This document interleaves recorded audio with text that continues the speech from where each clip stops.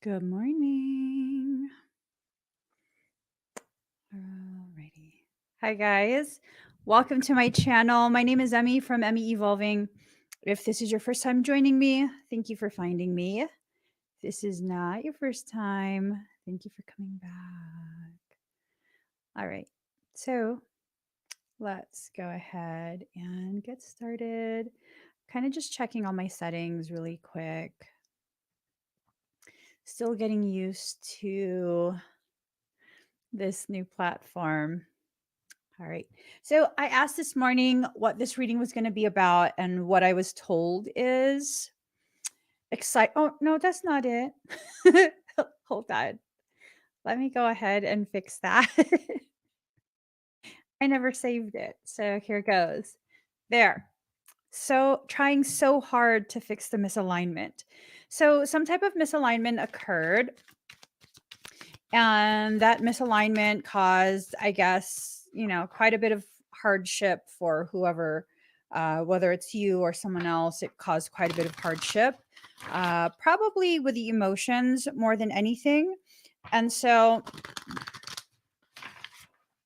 there's a lot of that extra energy coming through. Okay. A lot of that extra energy coming through. And sorry, I can't shuffle. All right. I better just hurry up. I got to get ready for class. Whew.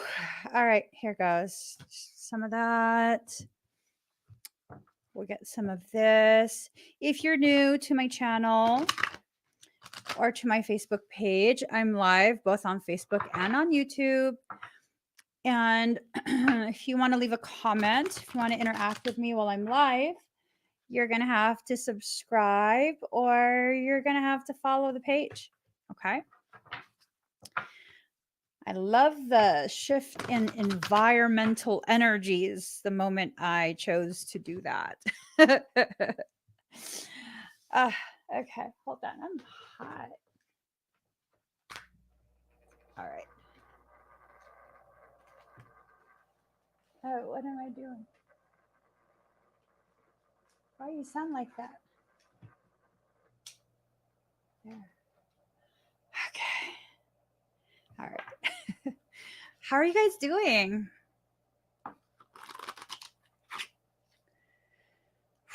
I'm suddenly super nervous. It's about. I'm literally suddenly super nervous. It's almost like this sense of waiting for confirmation for something, and why are my cards all bent? It's almost like this sense of waiting for confirmation, and I don't know.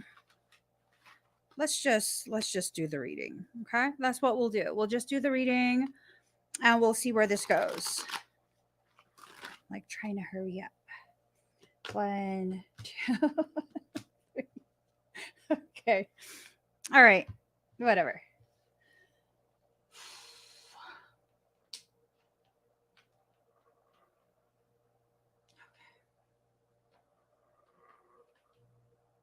I think I'm going to break my fan. I'm pretty sure of it. But I can't stand that sound. Okay. We're good. We're good to go. We're good to go. All right. Let's get started. Ooh, fertility in reverse. So this is telling me that there is something that's wanting to be created that maybe you're trying to create, and it's causing a lot of friction within you, like a lot of, I guess, abrasive type feelings.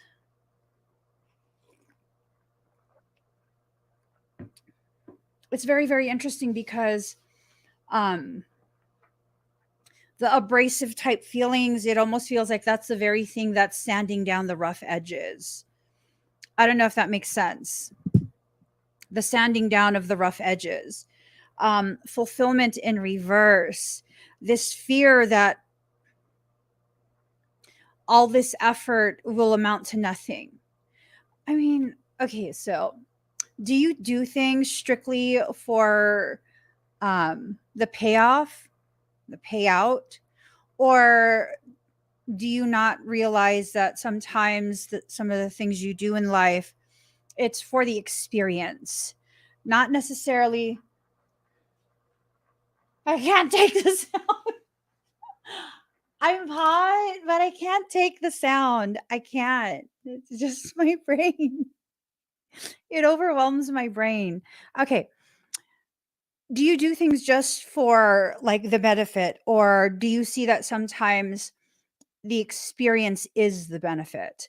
Because it feels like the experience alone is going to be profound. You have to make sure you allow yourself to go through the process in the way that you're designed to go through the process, the way your higher self wants you to go through the process. If you don't allow this process to occur in the way that it's meant to by your higher self, you're going to have a lot of frustration. You're going to have a lot of disappointment. You're going to have a lot of fear based reactivity. Um, you're just going to have a lot of that stuff. And if you let yourself go through it in the way that your higher self wants, by simply being present and allowing yourself to observe, witness your life, um, I think it will turn out a lot better. So, when I asked what this reading was going to be about, what I was hearing is trying so hard to fix a misalignment. Something got bent out of shape. And whatever it is that got bent out of shape, it's something that has really tremendously affected so many people that are involved in this situation. Is it a business thing? Is it is it a relationship thing? What is it? Um, You're receiving guidance right now. Guidance for what we're about to see. But this is definitely going to be something where the message is not coming from me. The message is coming from soul. And it's super duper important for us to begin understanding when the message is for us and how it applies to our personal circumstance. So, this is a general reading. Obviously, it's not going to be um, designed or intended to be custom tailored to every single person that watches it. You have to begin exercising that discernment. That discernment is a place of power.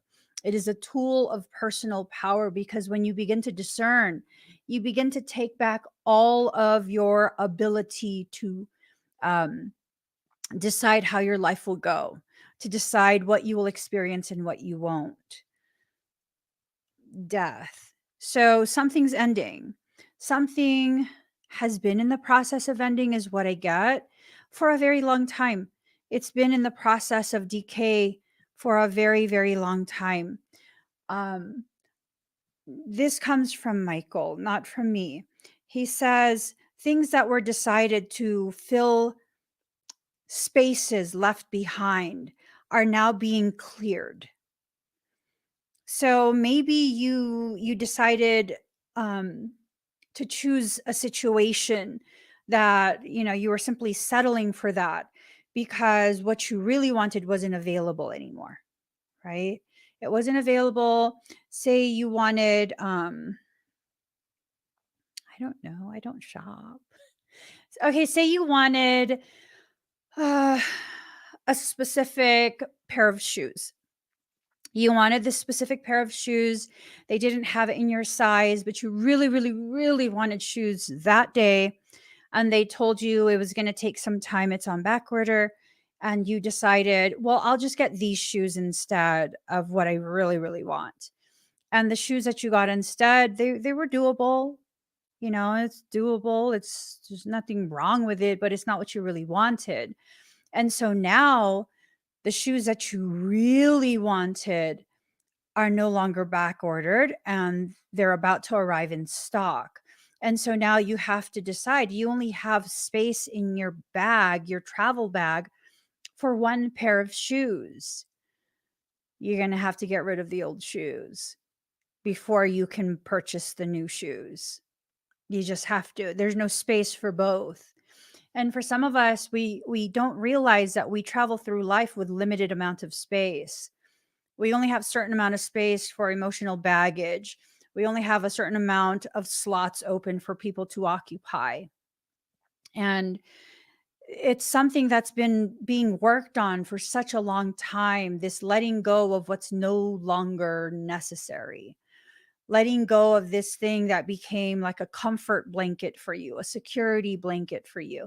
You don't need these tools from childhood as you enter into your adulthood. And security blankets can be places, it can be situations, it can be connections, it can be full on relationships. For some people, they've outgrown the connection they have with another, whether it's platonic or romantic, but they refuse to let go because that's all they know. And that's their security blanket at this point. They feel like as long as this is around, no matter how toxic, it's going to be something that can help tide me over because at least I'm not alone. I don't know about that logic. I've seen so many people have that logic over the years, and it's always so negatively impacted them in the end because then the person that they have this connection with, it's a trauma bond, um, won't let them go. And then we start to affix these spiritual concepts on these trauma bonded relationships. And we try and call them karmic relationships. We call them twin flames. We call them soulmates. We call them soul ties, like all these different labels that most of us have no idea what the labels actually mean, right? There is this one person who, there's this one person that I know personally, and they consistently, like, they try and use the same terms that I use, but they don't know what the terms mean, and they don't take the time to look up the terms that I use. And I remember one time I was talking about redundancy, and I was like, "That's so redundant. Why would I do that again? Why would I do that and this? And it's the same thing. Like, why would I do that? That's inefficient and it's redundant to do that." And um they liked the sound of the word. I guess, felt like it made them sound smarter if they used it, and then they tried to use it back at me. I don't know, I have a little bit of an accent, and so this person was like, "That's so redundant." And I was like, What?" Like, "You know what I'm saying, redundant." I was like, Do you mean redundant? Redundant?" And they're like, "No, redundant." And I was like, "Do you know what that means?" And they didn't know. They didn't know. They instead continued to try and say that they knew what they knew and that I just wouldn't accept it. And it's like you could look that up. You could pull out your phone and you can look it up first. I don't know how you think it's spelled. Second, I don't know that you know what it means because in the context you're using it, it makes no sense. That's not the meaning of the word. And I think sometimes what we end up doing is we use words and concepts and apply it to our life, and we have no idea what it means. It's okay to not know. You don't have to know everything. I have no shame in saying I know very little about life itself, and that the more I learn, the more I become aware of how little I actually know. There's nothing wrong with not knowing everything. There's nothing wrong with learning more.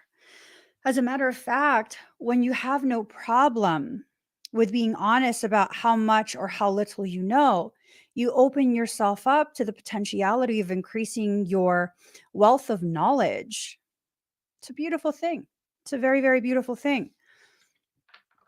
But if we continue to use concepts and words as labels, that we don't know how to actually apply, we risk trauma bonding with other people.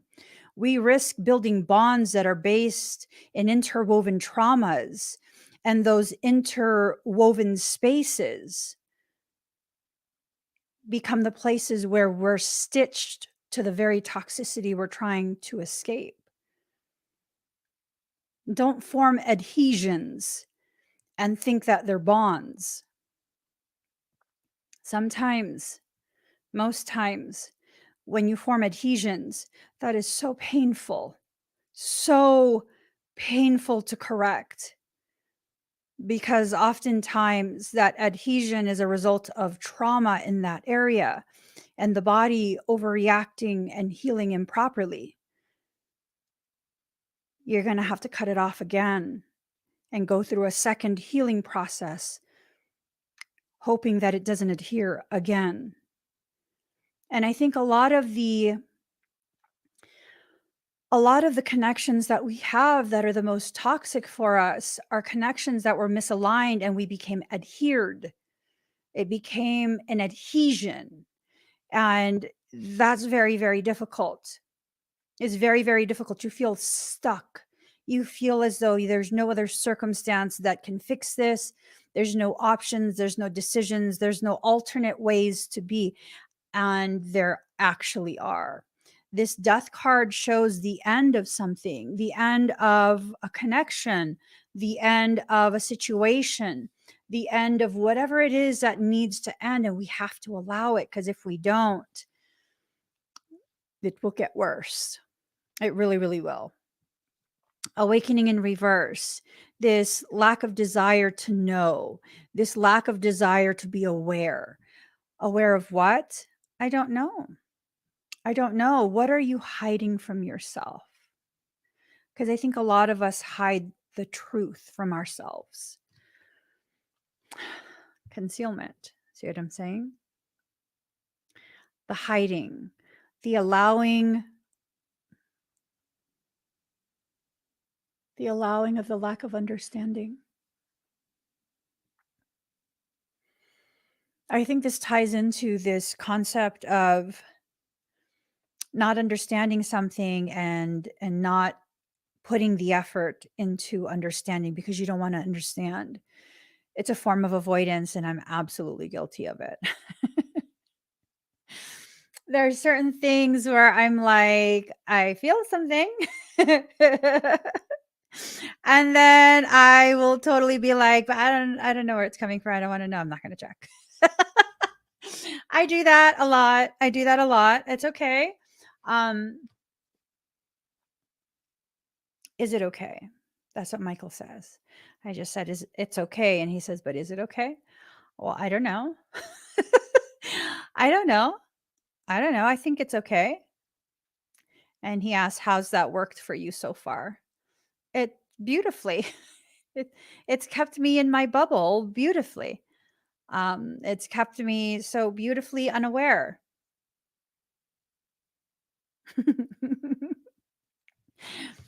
He's not pleased with my answer. Initiation in reverse. You're not going to be the one to initiate this. This is a healing process. It's going to be initiated for you. Uh-huh. It's going to be initiated by an ancestor for the lady goddess. It's this sense of an ancestral process has begun. The reclamation, I hear the word reclamation, the reclamation of something. Let's see. Let's define that.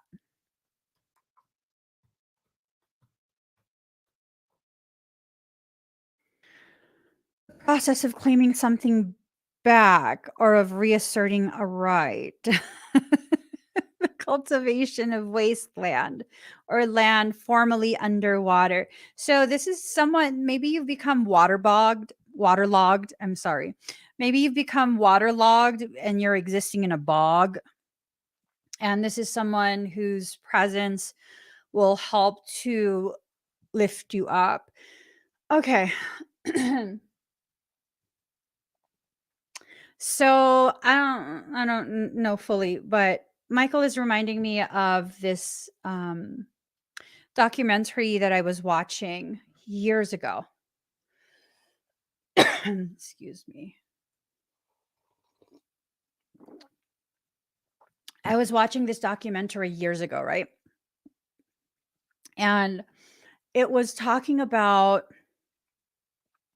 there's like some river, some waterway where the lumber companies were they were cutting down old growth trees. I think it was like sequoia or something expensive. They cut down a whole bunch of old growth trees and they were floating them down rivers to get to the processing plant because they were so huge. And so some of these trees became waterlogged and they sank to the bottom of the river. And that was like, I think 1800s, maybe that this happened, maybe early 1900s. It's a long, long time ago.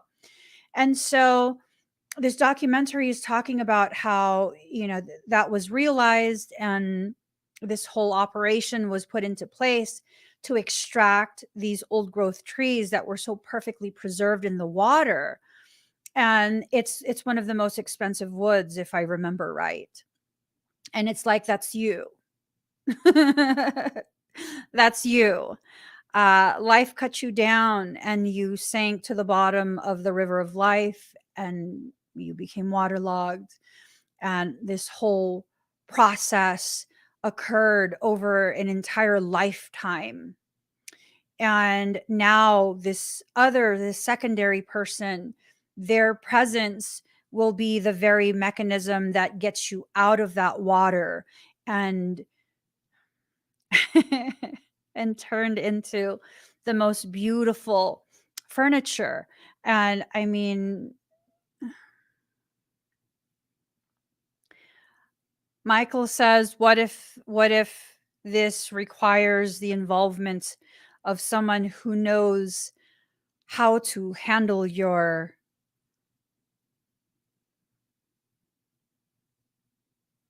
how to handle you?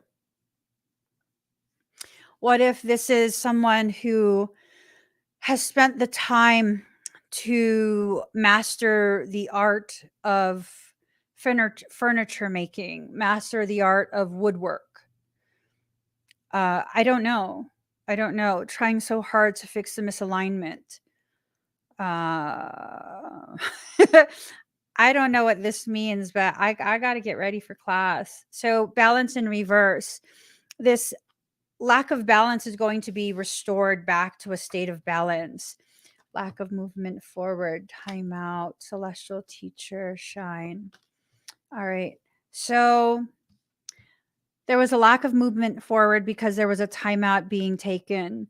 Someone needed to learn something still. Whatever it was they needed to learn, it was learned in an upside down way. Celestial teacher in reverse. This is someone who taught them through adversity. Adversarial type energy, I get the sense of a really bad attitude, and not just like you have a fiery temperament. You know what I mean? You're not just spicy. This is someone who just really has a crappy attitude. So that's what whoever this is had to deal with in order to be prepared to learn how to properly position themselves in a way to approach you. I don't know if that makes sense. It kind of makes sense to me, but it kind of doesn't. All I know is the sense that I get from this card is whoever this is about, you had to go through really ugly situations with a really ugly person. That's rude. It's true though. This person's ugly. Like they have the ugliest way about them. They do. This is absolutely a person who feels so entitled. Let me just drink.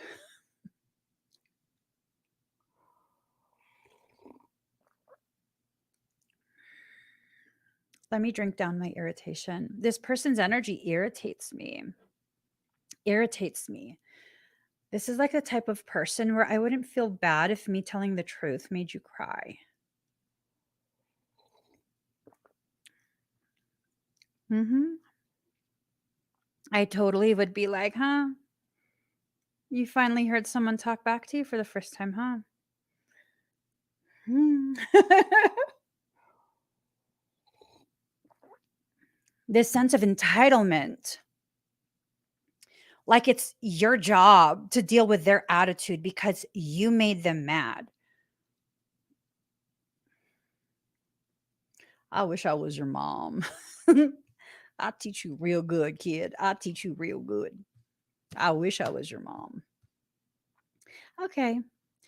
So, moving forward from that, all of that is causing the increase in shine. Whoever had to deal with a person like that, your shine is increasing. It's increasing. It's increasing. It's increasing. Excuse me, strength in reverse. So, I'm kind of confused. Are you the cross watcher or are you the person? Because it's almost like this sense of, for some of you, you are that waterlogged, very, very coveted piece of wood, right? That's you. You became waterlogged and you sank to the bottom. And was it a lake? I don't remember. And that's you. And then for others of you, I feel like you're the woodworker. You're the one that's coming forward and you're the one that's going to be extracting this log from the water, risking your life, risking everything that you've built for yourself in order to get to this log. And not just get to this log, but do something beautiful with it. Hold on. Expensive logs lost in water. I gotta find out if I'm just making what?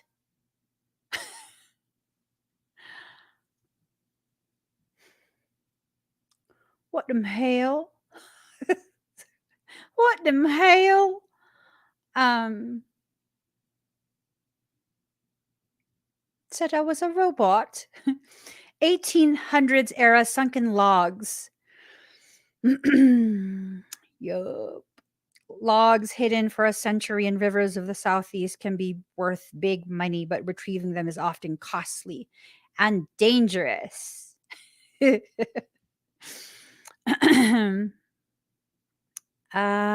see. Rediscovered wood. Okay. How much are they worth? Oh, it's Cypress. A cypress puller who intends to sell the wood directly to retail consumers may sell it for an average of $1 to $4 per board foot. No, no, no.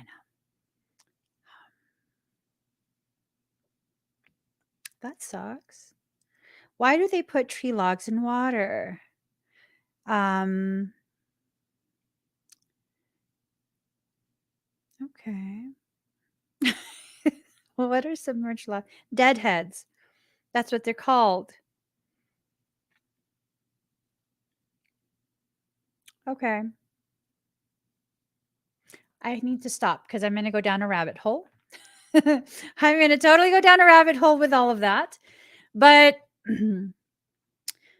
I don't know if you're the deadhead or if you are the logger getting that out of the water, but there is like a splitting of that energy and almost like I need to differentiate between the two.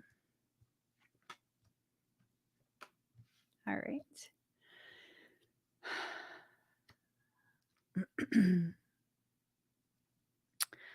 Ooh, so then you know, Eliza, you know about this wood.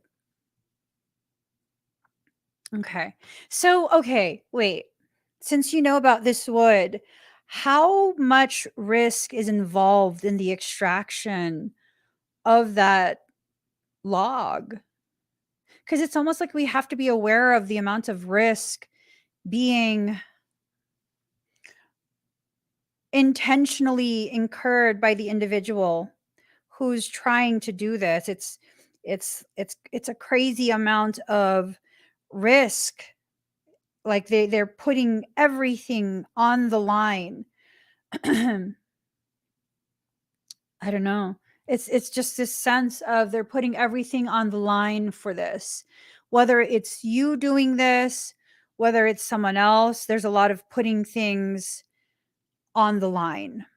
Build up sigil in reverse. So there's a deconstruction going on. Someone's life is being deconstructed in order for the priming of the reconstruction, you know?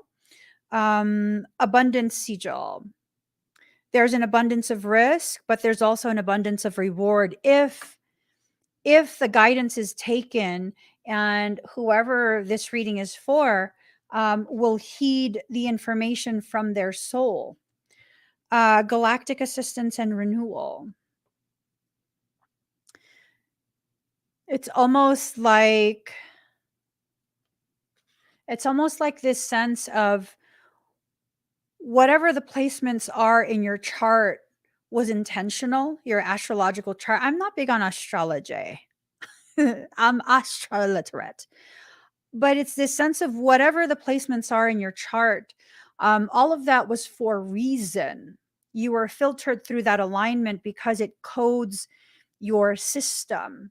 And as your system is coded, it perfectly calibrates you for the things that you have to go through in this life. And so right now it's like there's an alignment that's occurring within the heavens that's helping you. It's facilitating this process. But first you have to renew yourself. You have to renew your sense of self. You have to make the plans. You have to implement the plans. It's like, and Marlene's like, strike while the iron is hot. Why are you so she's just so energized right now.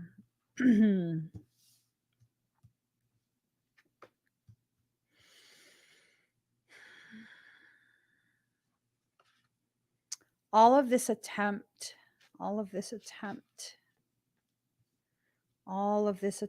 so observe and direction in reverse. This is like there are attempts to derail your progress. You're going to halt that. For those who are serving as like the logger, you're going to halt that. You're going to recognize the traps and end the cycles. Okay. You're going to recognize the traps and end the cycles. Royal return in reverse. You're going to need to recognize that this is not your ultimate connection. Whoever it is that you're walking away from, whether it's a friendship, whether it is a relationship, a work partnership, whatever it is, a situation, a living circumstance,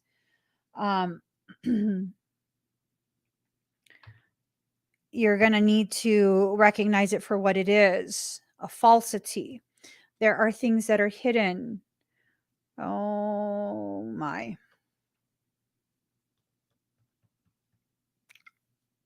Card number 23, Hidden Moon.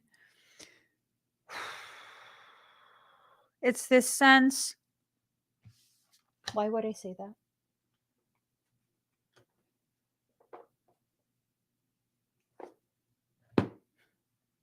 Why would I say that? What's your intention?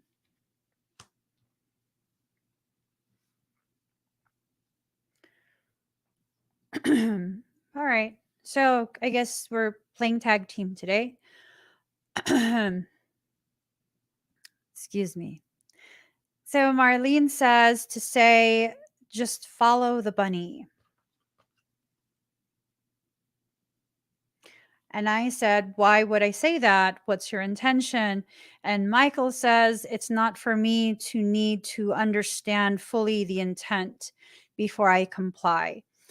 And that these messages are not for me to withhold or share based on my mood. How about you get the fuck out? Get the fuck out. Grab your things and be on your merry way. I'm just saying, it's a song. I'm serious, it's a song by Mariah Carey.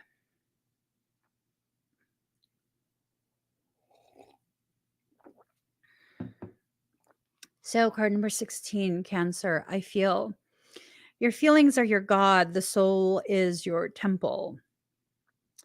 Cancers are reclusive and they tend to hide their feelings and have alternating moods. They're emotionally vulnerable and are easily wounded. They can be downright touchy, and when feelings are bruised, cancers can come across as crabby and harsh. I have Cancer in my chart. anyways.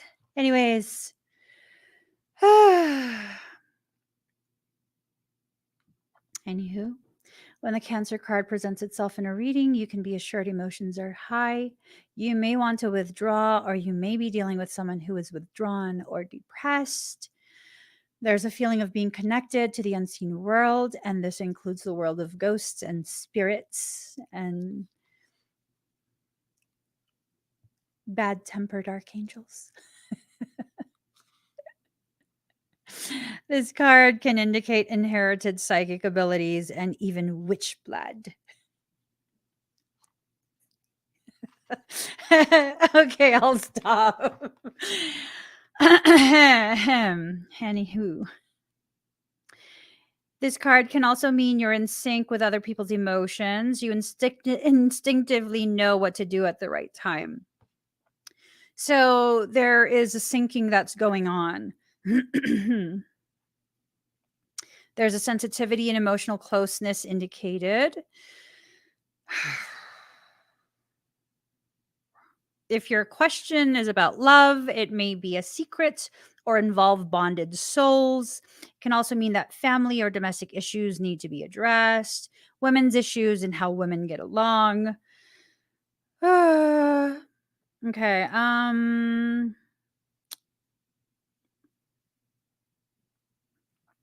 Right now, your moods may be changeable, just like the moon's phases throughout the month. And you may want to hide and withdraw from hurt and pain. Perhaps this pain is real or imagined. But in this solitude, you will build a greater strength to face whatever it is that holds you back. So you're going to find the courage to get through whatever this is. You're going to do it. You're going to put your back into it.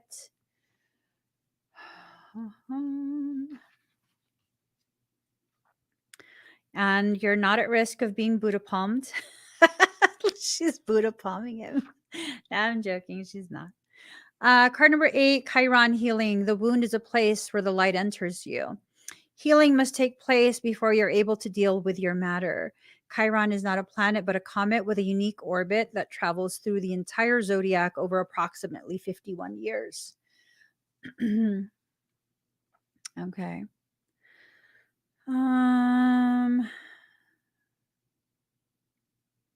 Let's see. In the chart, Chiron's place shows transition, linking the mundane to the extraordinary. This heavenly body takes us on a journey through our darkness, where we pass through to the next side with strengths we did not realize we had until we passed through that black place. So again, it's like this thing of someone is being readied, they're being prepared to be able to take the log out of the water. And it's just a lot. It's a lot.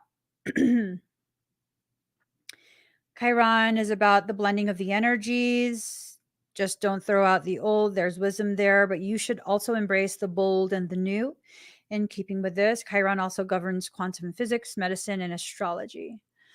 Ooh, nice. This is a card of great transformation. Therefore, in many ways, you're rising from the swamps. Excuse me. So this energy says that once we're able to heal ourselves, we can also take this gift or wound and learn how to restore others. So it's this thing of like you went through something, someone else went through something, and I'm wondering if you guys went through opposing things, and that opposition in your experiences is actually going to create the fullness, that pleroma, that return to at one mint. The syzygy. I don't know. This has a weird feeling to it. Certain sorrows of the deep past may be surfacing, so be careful of repeating old patterns. So these will tend to resurface unless faced directly, and if not faced, the pain will continue. This is an awakening time where you can resolve things. The symbol for Chiron is a key, and this card says you have the key to open the right doors at your asking. Okay. To do this, you'll have to work with the wounded or the downtrodden in some way. If this is true, it's now time to save yourself and others. Oh, we have a captain in the making. Stop.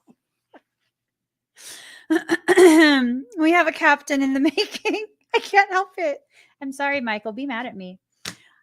What is this? Is this a case of Captain Save a Ho? Ain't no hoes up in this place. We blocked all those. You guys, I don't know. I don't know how I feel about this Chiron card. It sounds like someone is putting in their head that they're going to be Captain Save a Ho, and unless you want to identify as their hoe to be saved, I mean, I don't know that I want to play that. I don't know that I want to play that. Anyways, I mean, are you okay with being the hoe they save? Is that all you are? You want to be saved? What? It shows on my app Chiron is in retrograde at 26 degrees. Oh, are they like the Flying Dutchman?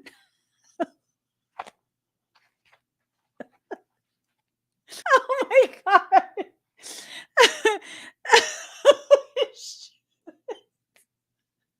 I'm so sorry. I just remembered something having to do with SpongeBob.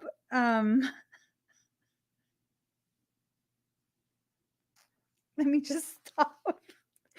I got class to prepare for. Card number 15, Gemini, I think. Gemini. Gemini.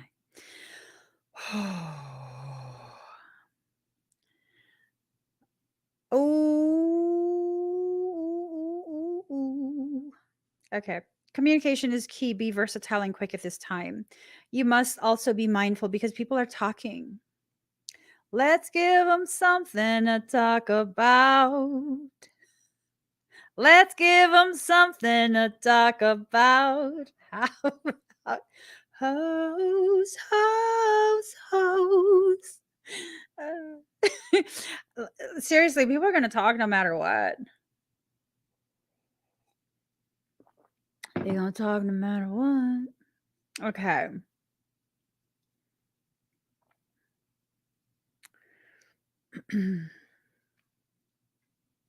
Let's see.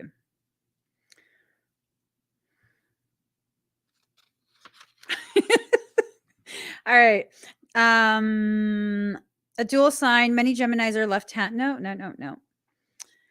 When this card comes up, you may be the object of discussion, or you may have to talk your way out of a sticky situation. Use soap. I'm just saying, let your words be sterile. Let your words be the very sterilizer that's necessary to cleanse the stickiness out of whatever the situation is. Use soap. So, since communication is key with Gemini, you may find yourself involved with new forms of technology that help spread your ideas to a wider audience. Such technology would include cameras, computers, tablets, and the next invention to come along. Writing may also figure in, such as creating a blog, writing books, or just being involved with books and publishing. I gotta, okay.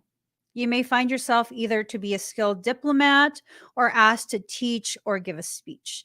At the current time, you may find yourself to be highly strung, nervous, or excitable, as is the nature of Gemini, but still be able to figure it all out with a probing mind. It may feel as if you are riding a high wind with a lofty energy. Gemini is also the sign of soulmates, corresponding to the Lover's card in the tarot. So this card can indicate an important romantic relationship has started or will figure in shortly.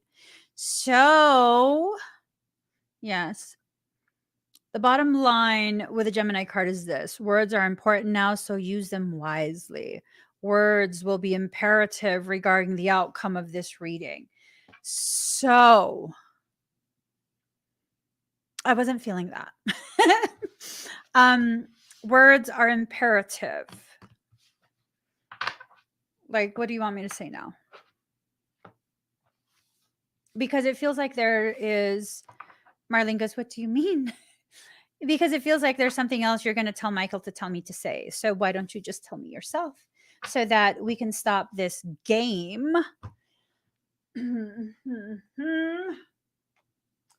Let us pull out Kali. All right. We're going to pull a Kali card and we're going to call it a day. Work up the courage to tell me now or forever hold your peace.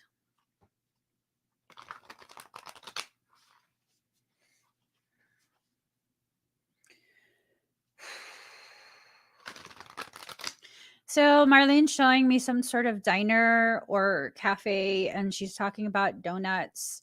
And I don't know what she's talking about. Hopefully, whoever needs to hear that, you've gotten your message. Kind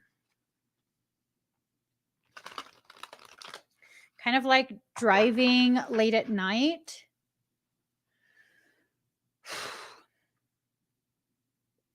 Like traveling a considerable distance. Driving late at night, stopping to get some type of refreshment, and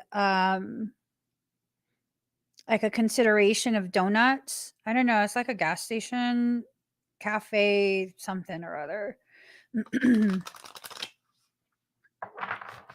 All right.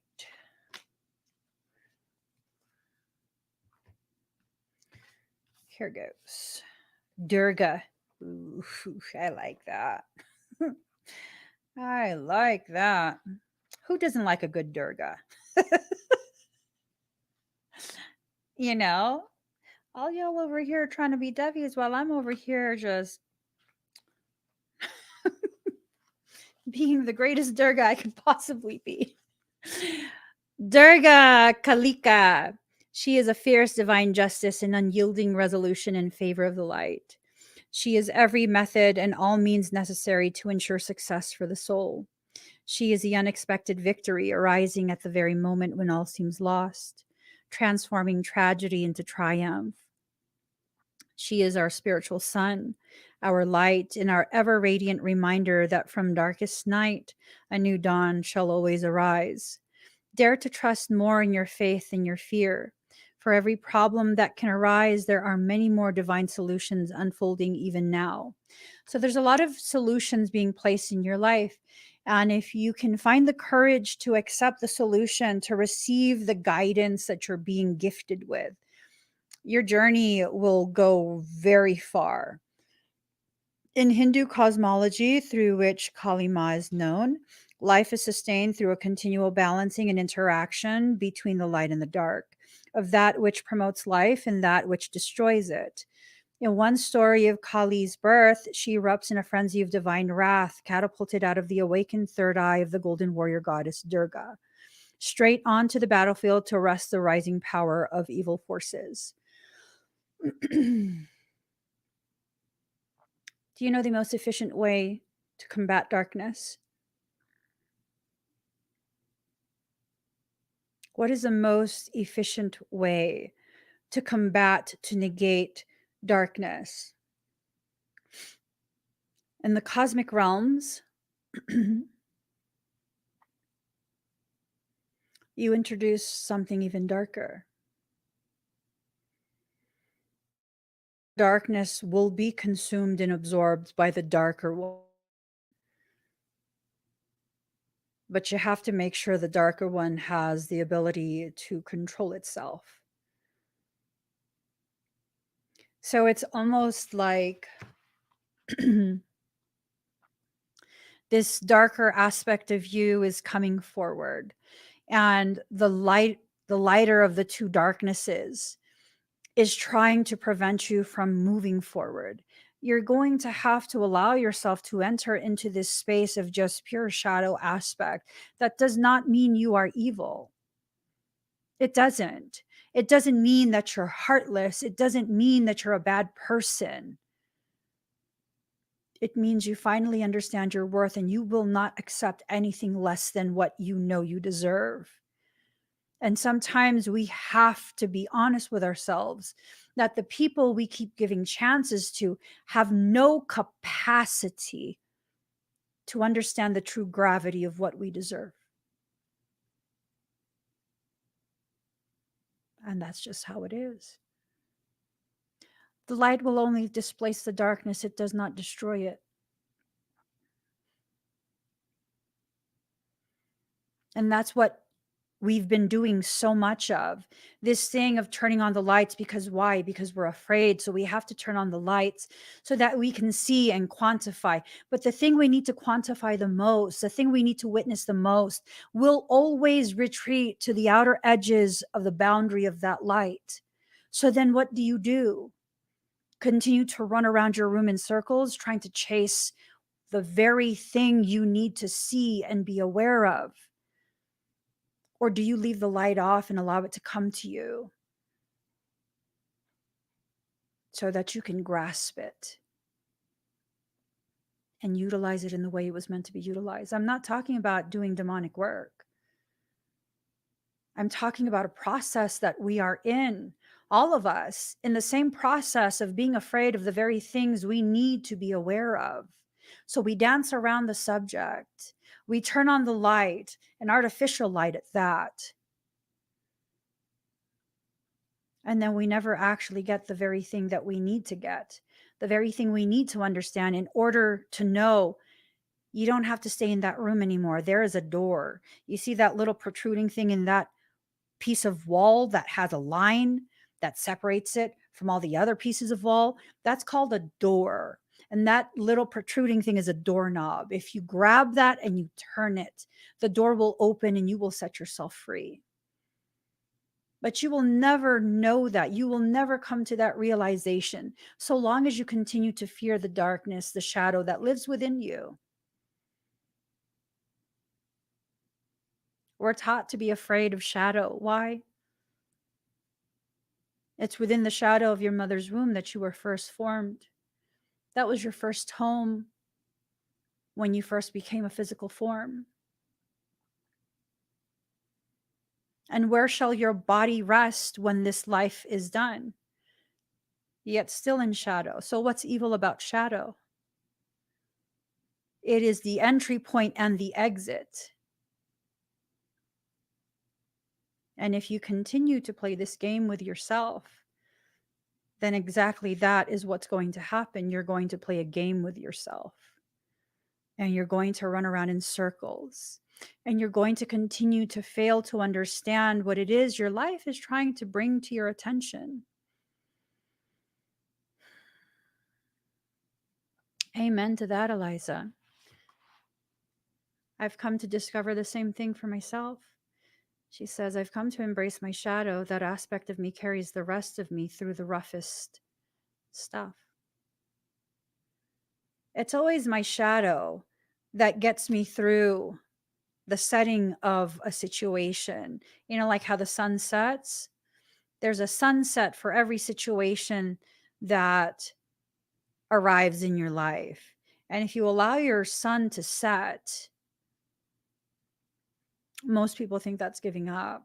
Most people think that that is like so bad. You have to keep going. You have to this, you have to that. I don't have to do anything you tell me to do. All I have to do is feel and be present and allow the feeling of my presence to guide me through that. And to know that I have the right and the freedom to choose whatever options I choose, because it's only I who will live through those options and the ramifications of them.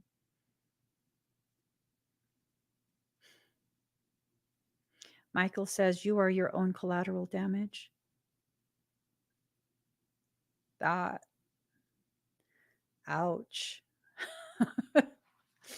Let's go ahead and define collateral damage.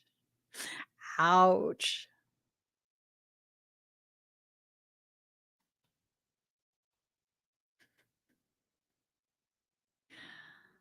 Then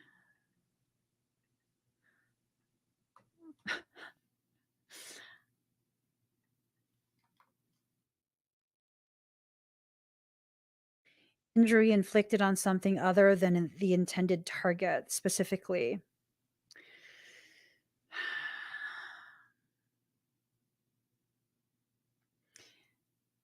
An incidental result of an activity.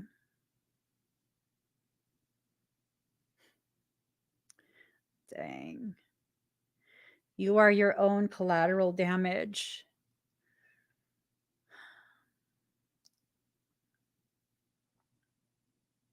During a war, unintentional deaths and injuries of people who are not soldiers and damage that's caused to their homes, hospitals, schools, etc. The unintended detrimental consequences of any action or decision. You see, you try and focus on a target, and no matter what you do, there's going to be collateral damage, and you are always it. You want to play a game with someone, you pay in the end. You want to continue to enable someone's toxic behaviors towards you, you pay in the end. You are your own collateral damage. The battlefield that triggers Kali's emergence is a setting of the ancient war between the light and the dark. This war takes place in our world daily, and often enough in our own minds and hearts. It is a war of choice where our free will decides which qualities are allowed to become stronger in our lives. Do we choose love or hate, trust or doubt, faith or fear? Or do we take the time to realize each of those things are the same thing, merely in differing places of position on that plane of existence? What's the difference between love and hate? Because if you don't have love, you don't have hate either. You have ambivalence, you don't care. Love is on the far right of the spectrum. Left is that hatred. If you continue to slide that scale from the far right closer to the left, at which point does love turn into hate? It doesn't suddenly become something else. It becomes positioned differently in that same range of feeling, of emotion. So, when we want to choose a higher path but find it difficult to avoid being overcome by our lower nature or the negativities around us, the divine beings of love manifest their presence to strengthen the light. In Kali's case, she absorbs the darkness, thereby freeing us from its potentially overwhelming and undermining effect. The fastest, most efficient way to negate darkness is to absorb it, to absorb and transmute. Most people don't know how to do that. They run in fear of it.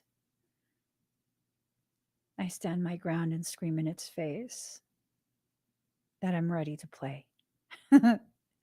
Kali's birth on the battlefield has meaning. Durga, the uncontrollable goddess of light with the weapons of every divine being at her disposal, had encountered a particularly virulent negative being. Whenever a drop of his blood touched the earth, he multiplied, becoming ever more powerful. When Durga realized a weapon greater than all others was required to beat him, she summoned her energy and birthed Kali from her third eye. Kali is a weapon of the light and an expression of love's protective will. Let that sink in. There's only one thing I'm willing to go to war for. And that thing is whatever I love.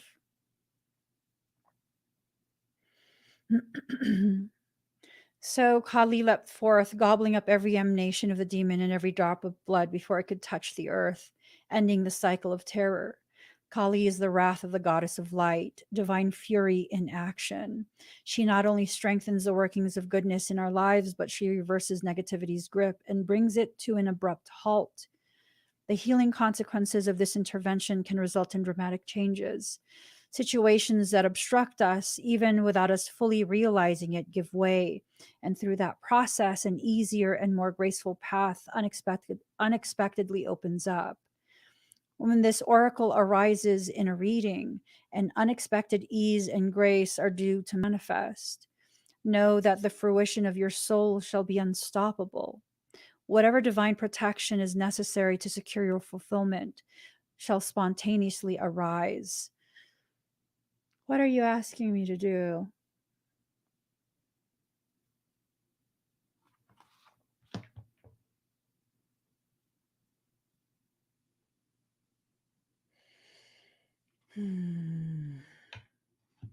The symbolism of new demons popping up from drops of blood hitting the earth is a representation of the duplicity and resistance of negativity. It's always seeking new ways to compel the mind towards judgment, fear, anger, and hate. The ego continually seeks new ways to inflate itself, to place itself above or below others, to justify itself, to congratulate itself, to separate and distinguish itself as either superior or inferior. The workings of the ego promise so much, but deliver nothing but suffering. If Kali needs to manifest for the pestilent misery of ego to be overcome, then out of the luminous beauty of Durga, the wrathful ferocity of the divine feminine warrior, Kali Ma awakens and acts. This oracle guides you to allow divine intervention to support you during the battles taking place in your life or your mind. If you feel that darkness is gaining higher ground and your ability to trust in the face of the unknown is being challenged, fear not. Durga Kalika arises when we have an unusually difficult challenge and the ways we usually support ourselves are inefficient to deal with these circumstances effectively. We need to be open to inspiration and willing to adapt so the light within is protected and the pathway ahead continues to unfold without unnecessary future difficulties, even if that takes us beyond our usual methods of operation. It's a portent of unexpected success, even when everything appears to be going against you. You can trust that the tide of the most virulent negativity shall turn swiftly and decidedly.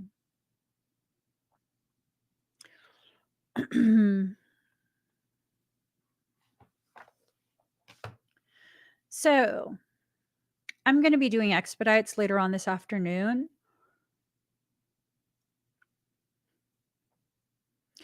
What I'll go ahead and do is I have to write this down or I'm going to forget.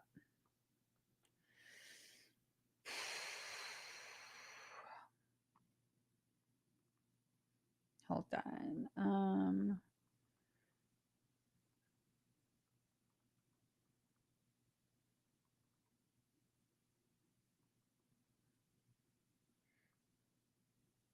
Hold on, guys.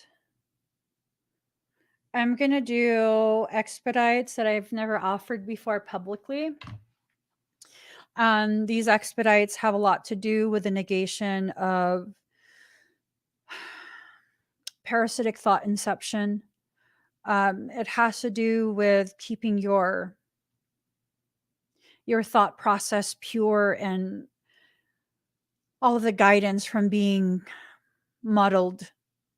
There's a lot of attempts to prevent the fixing of this misalignment through the continuation of all sorts of just, I don't know, this is irritating me. This is irritating me. But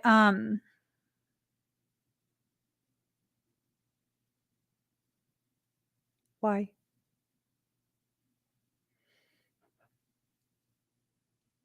Isn't that a violation of free will?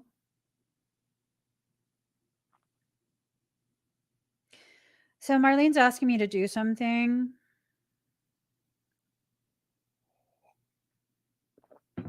And I asked if it was a violation of free will. And Michael answers, not when you're being asked to. So I'm going to go ahead and do a quick little something because I really do got to go. I'm telling you, you always get me into stuff. I just always get me into stuff is what it is. Okay. So I'm going to do a really quick frequency push. For those of you sensitive to energy, you might feel this. For those of you that are not sensitive, then maybe you won't. My energy will always honor your sovereignty without permission from your highest self. Um, None of this will affect you in any way, shape, or form. Okay.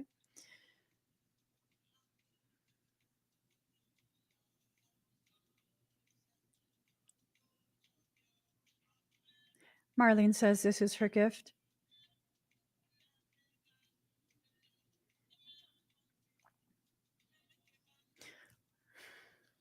Just breathe.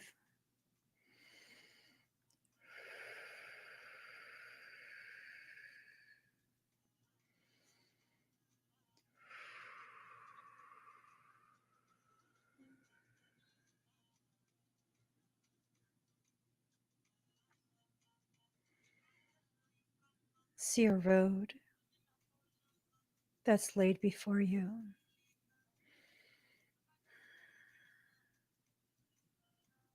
It's filled with all sorts of obstacles.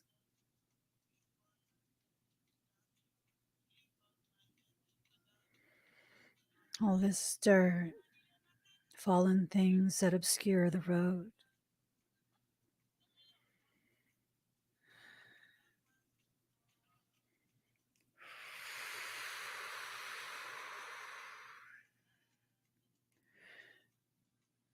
For those sensitive to energy, you might begin to feel a mild breeze.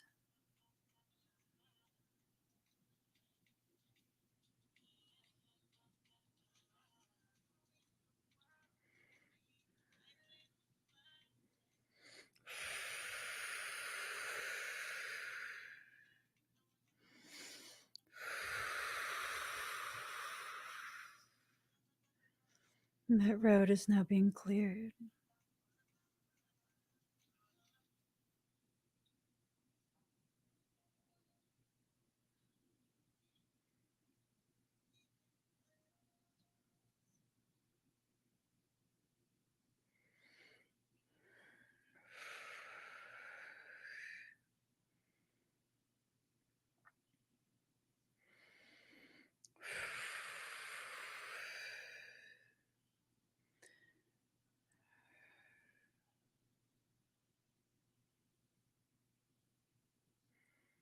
Your path is clear.